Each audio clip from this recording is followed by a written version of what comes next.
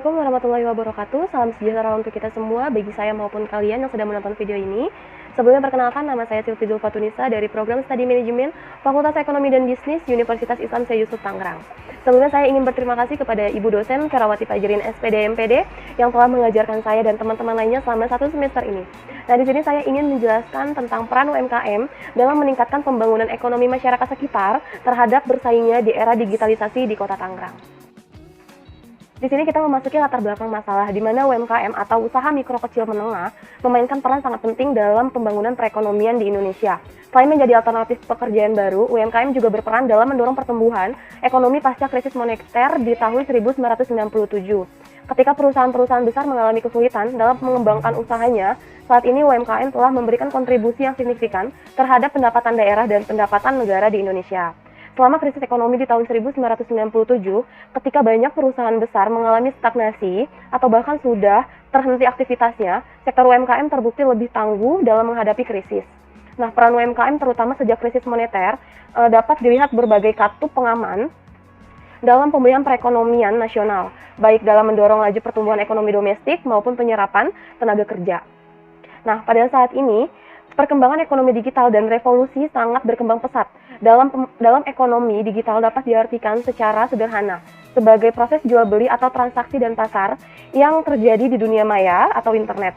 Ekonomi digital juga merupakan suatu sistem ekonomi yang kompleks dan merupakan fenomena yang baru muncul terkait dengan aspek-aspek ekonomi mikro, ekonomi makro, dan teori organisasi dan administrasi, atau dengan kata lain sebagai the virtual arena in which business actually is conducted, value is created and exchanged.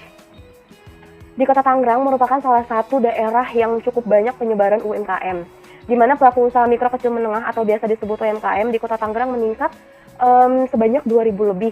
Nah, pertumbuhan tersebut terjadi selama 3 tahun terakhir. Kabid UKM pada Dinas Koperasi dan UKM, Katrina Iswandari, menyatakan bahwa berdasarkan data UMKM di tahun 2016 itu berjumlah 10.553, kemudian bertambah lagi di tahun 2017 menjadi 10.675, dan di tahun berikutnya meningkat kembali menjadi 11.746, dan di tahun terakhir di tahun 2019 pada bulan April mencapai 12.508 pelaku UMKM. Di Kota Tangerang ini sangat terkenal dengan penyebaran UMKM di bidang makanan dan restoran di kawasan Pasar Lama Kota Tangerang. Nah, saking banyaknya pecinta kuliner, pemerintah di Kota Tangerang pun menggelar festival kuliner di kawasan tersebut.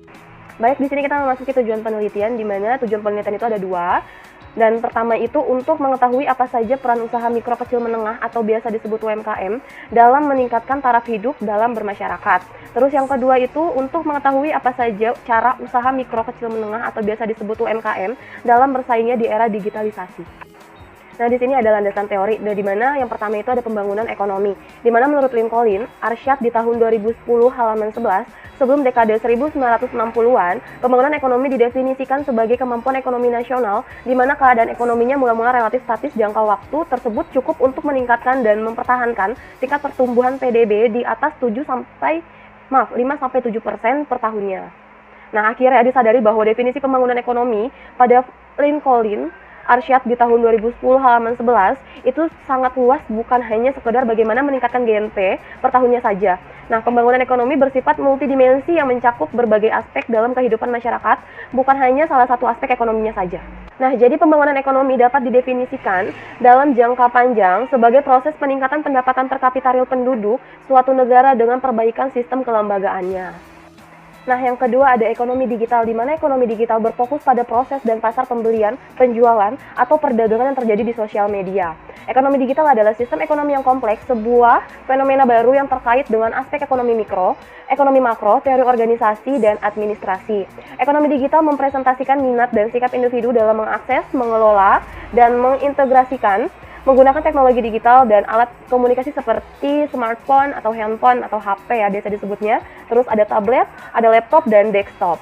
Nah, semuanya ini dimaksud untuk menganalisis dan mengevaluasi informasi, membangun pengetahuan baru, menciptakan dan berkomunikasi dengan orang lain untuk berpartisipasi secara efektif dalam bermasyarakat. Sekarang kita lanjut ke Customer Relationship Marketing atau biasa disebut CRM. Nah, di mana UMKM perlu fokus tidak hanya untuk mendapatkan pelanggan baru, tetapi juga pada mempertahankan produk, mempertahankan pelanggan yang sudah ada, meningkatkan kepuasan pelanggan, dan pada akhirnya membangun loyalitas pelanggan. Nah, strategi pemasaran yang bertujuan untuk membangun hubungan jangka panjang dengan pelanggan, yaitu menjalin hubungan yang kuat dan saling menguntungkan antara penyedia layanan dan pelanggan. Nah, sehingga membangun hubungan transaksional, memutar ulang kembali dan mempertahankan loyalitas pelanggan. Hasil CRM, penelitian ini berpengaruh positif terhadap peningkatan kinerja UMKM, namun tidak signifikan. Nah, hal ini dikarenakan UKM terbatas dan eksekusi CRM tidak memberikan hasil yang terbaik. Nah, dalam situasi saat ini, pelaku bisnis juga perlu mewaspadai konsumen yang membutuhkan agar dapat menjalin hubungan pemasaran dengan pelanggannya. Berdasarkan Undang-Undang Nomor 20 Tahun 2008 tentang usaha mikro, kecil, dan menengah atau biasa disebut UMKM, dunia usaha Indonesia terbagi menjadi usaha mikro, kecil, menengah, dan besar. Nah, perusahaan mikro menurut definisi adalah swasta, tetapi perusahaan besar lebih besar dari perusahaan menengah. Nah, di sini ada usaha mikro, kecil, menengah atau biasa disebut UMKM dalam bersaingnya di era digitalisasi. Dalam Undang-Undang Nomor 20 Tahun 2008 juga mengatur keberadaan UKM dan pengelolaan pemerintahan untuk tumbuh kembang dunia usaha dalam rangka membangun perekonomian nasional yang berdasarkan demokrasi ekonomi yang berkeadilan. Nah, di sini ada 3, di mana yang pertama itu untuk mewujudkan struktur perekonomian nasional yang seimbang, maju, dan berkeadilan. Nah, selanjutnya yang kedua itu untuk meningkatkan dan mengembangkan kapasitas UKM menjadi usaha yang kuat dan mandiri. Nah, yang terakhir itu untuk penguatan peran UKM dalam pembangunan daerah, penciptaan lapangan kerja, pemerataan pendapatan, pertumbuhan ekonomi, dan pengentasan kemiskinan. Di era digital, peran warga internet atau biasa disebut warganet tidak bisa dipisahkan. Nah, terutama di jejaring sosial ini demi kepentingan publik karena pengguna internet inilah yang menentukan keberhasilan produk dan pelayanannya. Dalam hal ini, warga negara adalah identitas masyarakat di jejaring sosial. Dalam masyarakat digital atau warganet ada beberapa kategorinya. Nah, dalam mengembangkan UMKM digital, pelaku UMKM harus mampu menciptakan sinergi dengan penggunaan internet dengan menampilkan konten yang inovatif, dengan menghadirkan konten yang kreatif, dengan beberapa konten secara otomatis dapat menarik perhatian penggunaan internet dan melibatkan mereka dalam pendistribusian produknya. Baik, sekarang kita memasuki kerangka pemikiran, di mana di sini ada peran UMKM dalam meningkatkan ekonomi masyarakat. Nah, di bawahnya itu ada pembangunan ekonomi, di sampingnya ada ekonomi digital, dan selanjutnya ada Customer Relationship Marketing atau biasa disebut CRM. Nah, semuanya ini mencakup untuk mengembangkan UMKM di era digitalisasi. Nah, selanjutnya di sini ada hipotesis penelitian, di mana hipotesis adalah jawaban sementara atas masalah yang sedang dihadapi dan harus diuji untuk memverifikasi fakta dengan data yang lebih lengkap dan kuat. Sedangkan menurut Rahmaniar, Haris, dan Marta Wijaya, di tahun 2015, hipotesis adalah jawaban sementara terhadap suatu masalah apabila peneliti telah mendalami permasalahan suatu penelitiannya dengan seksama, serta menetapkan anggapan dasar lalu membuat sebuah teori sementara yang kebenarannya masih perlu diuji atau di bawah kebenaran. Nah, di sini saya mengumpulkan data-data yang paling berguna untuk membuktikan hipotesisnya. Dalam penelitian ini, hipotesis yang dibuat adalah sebagai berikut, di mana yang pertama itu ada H0, tidak ada peran pengembangan UMKM pada variabel X terhadap ekonomi digital di Kota Tangerang pada variabel Y. Nah, yang kedua itu ada HA, di mana terdapat peran pengembangan UMKM pada variabel X terhadap ekonomi digital di Kota Tangerang pada variabel Y. Hipotesis 0 atau HO adalah pernyataan tentang keadaan suatu populasi yang validitasnya diperiksa berdasarkan data yang diperoleh melalui sampel survei. Nah, sedangkan hipotesis alternatif atau biasa disebut HA adalah hipotesis yang dirumuskan untuk menjawab suatu masalah dengan menggunakan teori-teori yang berkaitan dengan rumusan masalah dalam penelitiannya.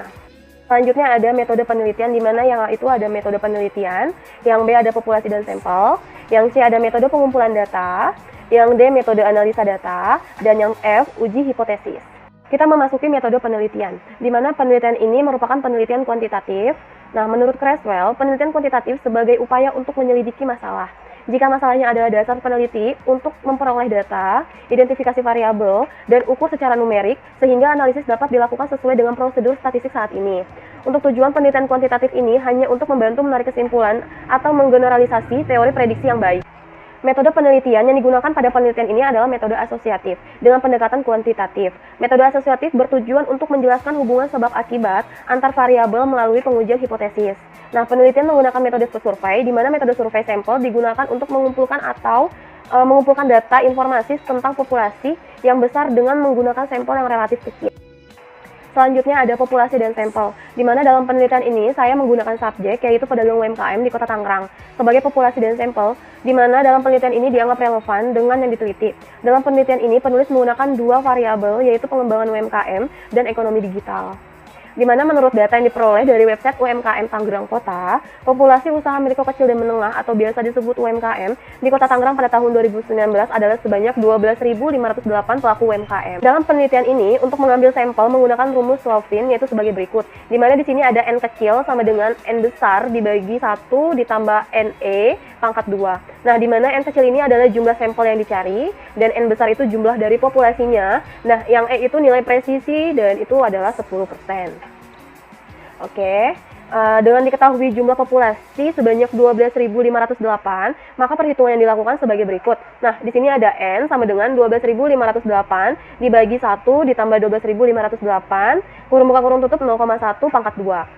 Selanjutnya, 12.508 dibagi 1 ditambah 12.508, kurung buka kurung tutup 0,01. Nah, 0,01 itu dari perhitungan 0,1 dikalikan 2. Selanjutnya 12.508 dibagi 1 ditambah 125,08. Nah, 125,08 ini didapat dari perhitungan 12.508 dikalikan dengan 0,01. Nah, selanjutnya 12.508 dibagi 125,08 dan itu hasilnya menjadi 100. Nah, di mana saya di sini menggunakan sampel 100 orang pedagang UMKM di Kota Tangerang. Pemilihan sampel, penelitian dilakukan dengan menggunakan teknik non-probability sampling, yaitu purposive sample atau judgment sample. Nah, yaitu cara pengambilan sampel yang dilakukan dengan membuat kriteria-kriteria atau penilaian yang memenuhi tujuan.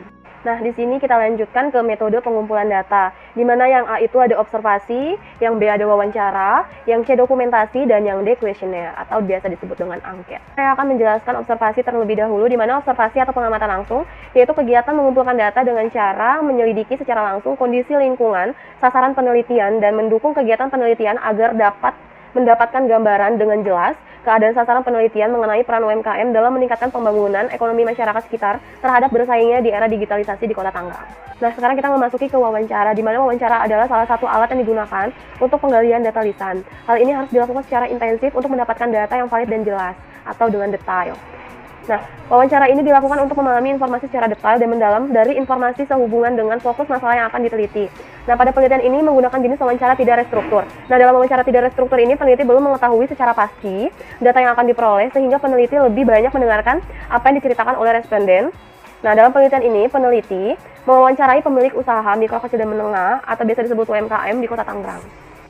Nah, selanjutnya kita memasuki ke dokumentasi, di mana dokumentasi itu pengumpulan data penelitian yang dimaksudkan sebagai sarana pengumpulan data dengan meneliti dan merekam studi yang dianggap bagian penting dari perjanjian formal yang tergandung di kedua lembaga lain untuk mempengaruhi lokasi penelitian saya. Nah, saya pun mengumpulkan data yang diperoleh dari internet dan buku-buku sebagai pelengkap data pada penelitian saya. Selanjutnya ada kuesioner atau biasa disebut dengan angket, di mana kuesioner ini teknik pengumpulan data yang dilakukan dengan memberikan beberapa pertanyaan atau pernyataan tertulis kepada responden. Nah, kuesioner adalah teknik pengumpulan data yang tepat bila saya mengetahui dengan pasti variabel yang akan diukur dan mengetahui apa yang bisa diharapkan dari responden. Nah, kuesioner cocok digunakan juga untuk mengetahui jumlah responden yang disebarkan di wilayah yang luas. Nah, jenis kuesioner ini tertutup ya, ataupun terbuka dapat diberikan kepada responden melalui tatap muka atau dikirimkan melalui pos atau internet. Itu. Nah, jadi jenis kuesioner yang saya lakukan ini itu termasuk kuesioner tertutup. Di mana kuesioner tertutup itu adalah jenis kuesioner pendapat dengan alternatif jawaban di mana responden hanya perlu menulis atau memilih satu jawabannya saja gitu. Nah, data dikumpulkan dengan cara menyebarkan kuesioner kepada yang menjadi responden, yaitu pedagang UMKM di Kota Tangerang. Nah, di sini saya menggunakan skala Likert, di mana skala Likert itu memiliki 4 atau lebih pertanyaan yang digabungkan untuk membentuk skor atau nilai yang menggambarkan sikap, pengetahuan, atau perilaku individu. Nah, dalam penelitian ini skala Likert digunakan dalam 4 kategori. Nah, dalam setiap kategorinya itu selalu memiliki skor, di mana kategori yang digunakan adalah yaitu sangat setuju memiliki 4 skor, setuju memiliki 3 skor, tidak setuju itu memiliki 2 skor, dan sangat tidak setuju itu memiliki 1 skor. Selanjutnya ke metode analisa data, di mana analisa data itu proses kegiatan yang terjadi setelah semua data yang diperlukan telah dikumpulkan sepenuhnya. Nah, kegiatan yang dilakukan meliputi yang pertama itu mengelompokkan data berdasarkan variabel dan responden, terus yang kedua itu menjumlahkan data berdasarkan variabel untuk semua responden, yang ketiga itu menyajikan data untuk masing-masing uji variabel yang diteliti, Yang keempat, melakukan perhitungan untuk menjawab rumusan masalah. Dan yang terakhir, yang kelima itu menguji hipotesis yang akan disajikan. Di 01 ada uji validitas, di mana salah satu jenis uji statistik untuk memeriksa valid tidaknya data penelitian. Nah, terus ada 02 uji reliabilitas, di mana instrumen ini sangat baik dan cukup handal untuk digunakan sebagai alat pengumpulan data. Nah, di 03 ini ada uji asumsi klasik, di mana penelitian dalam uji asumsi klasik ini dilakukan untuk mengetahui apakah hasil dari analisis regressi linear ini terbebas dari penyimpangan asumsi klasik. Antara lain itu ada uji normalitas, di mana uji normalitas ini bertujuan untuk memverifikasi apakah variabel pengganggu atau residual terdistribusi normal dalam model regressi. Nah, yang kedua itu ada uji multikolenialitas, di mana uji multikolenialitas ini bertujuan untuk melihat apakah model regressi memiliki korelasi antar variabel bebas. Nah, yang terakhir ini ada uji heteroskedastisitas, di mana model regressi ini yang bertujuan untuk melihat apakah terdapat ketidaksamaan varians antara residual dari satu pengamatan ke pengamatan lainnya. Nah, lanjut ke 04, analisis regresi linear berganda. Digunakan untuk memprediksi bagaimana nilai variabel dependen berubah seiring dengan kenaikan atau penurunan nilai variabel independen. Nah, yang 05, analisis korelasi, di mana digunakan untuk mengetahui hubungan kedua variabel. Yang terakhir, 06, itu analisis koefisien determinasi, di mana kuadrat dari koefisien korelasi yang merupakan ukuran probabilitas setiap variabel yang digunakan dalam penelitiannya. Baik, selanjutnya di sini ada uji hipotesis, di mana di sini ada uji T atau t-test. Uji parsial setiap bagian menggunakan uji T. Ini menguji pengaruh variabel independen individual ketika menjelaskan perubahan variabel dependen. Nah, keputusan tersebut didasarkan pada perbandingan T hitung dengan nilai kritis 5% atau 0,05. Nah, berdasarkan tingkat signifikansi yang digunakan dengan tanda minus, variabel bebas mempunyai pengaruh yang berlawanan dengan variabel terikat. Nah, dan tanpa tanda minus. Nah, variabel bebas mempunyai pengaruh yang berlawanan terhadap variabel terikat. Nah, hipotesis ini akan diuji berdasarkan daerah penerimaan dan daerah penolakan yang sudah ditetapkan sebagai berikut. Nah, yang pertama itu ada H0, di mana H0 ini akan diterima jika nilai signifikansi lebih besar dari 0,05. Nah, yang kedua itu ada H0 akan ditolak jika nilai signifikan lebih kecil dari 0,05. Nah, selanjutnya ada uji F atau F-test, di mana uji F ini dilakukan untuk memeriksa apakah model persamaan variabel bebas berhubungan dengan variabel terikat. Nah, dasar pengambilan keputusan adalah dengan menguji tingkat signifikansi F pada output hasil regresi menggunakan SPSS dengan tingkat signifikansi, yaitu 0,05 atau A sama dengan 5%. Jika nilainya secara signifikansi lebih besar dari itu, hipotesis ditolak. Artinya variabel bebas tidak mempengaruhi variabel terikat. Nah, jika nilainya lebih kecil dari signifikan, asumsi diterima. Nah, artinya itu variabel bebas mempengaruhi variabel terikat gitu. Nah, pengujian simultan ini menguji pengaruh dua variabel independen terhadap variabel dependen. Nah, statistik ini diuji untuk digunakan dalam uji F, juga menggunakan rumus sebagai berikut. Di mana di sini F sama dengan R⁻2 dibagi K, terus dibagi lagi menjadi kurung ke kurung tutup 1 dikurang R⁻2, terus dikalikan kurung ke kurung tutup N dikurang K dikurang 1. Tangannya di sini ada F besar di mana nilai F hitung. Nah, R⁻2 ini di mana koefisien korelasi yang telah ditentukan. Nah, terus yang K itu jumlah variabel bebas, yang N itu jumlah anggota sampel. Nah, hipotesis di atas akan diuji berdasarkan daerah penerimaan dan daerah penolakan yang ditetapkan sebagai berikut. Yang pertama itu ada H0, akan diterima jika nilai signifikansi lebih besar dari 0,05. Nah, yang kedua itu ada nilai H0 akan ditolak jika nilai signifikan lebih kecil dari 0,5. Nah, ataupun dengan cara lain adalah sebagai berikut, di mana jika F hitung lebih besar dari F table, maka H0 ditolak. Nah, jika F hitung lebih kecil dari F table, maka H0 diterima. Baik, materi yang saya sampaikan telah selesai tentang peran UMKM dalam meningkatkan pembangunan ekonomi masyarakat sekitar terhadap bersaingnya di era digitalisasi di Kota Tangerang. Sebelumnya saya ingin meminta maaf yang sebesar-besarnya kepada teman-teman semua dan Ibu dosen, Ibu Ferawati Fajrin, yang telah menonton video ini karena banyak kesalahan-kesalahan kata yang saya telah ucapkan atau ketidakjelasan materi yang saya sampaikan. Saya memohon maaf dan saya ingin mengucapkan terima kasih juga kepada kalian dan Ibu dosen yang telah menonton video ini, dan saya akan mengakhirinya. Saya ucapkan terima kasih dan wassalamualaikum warahmatullahi wabarakatuh.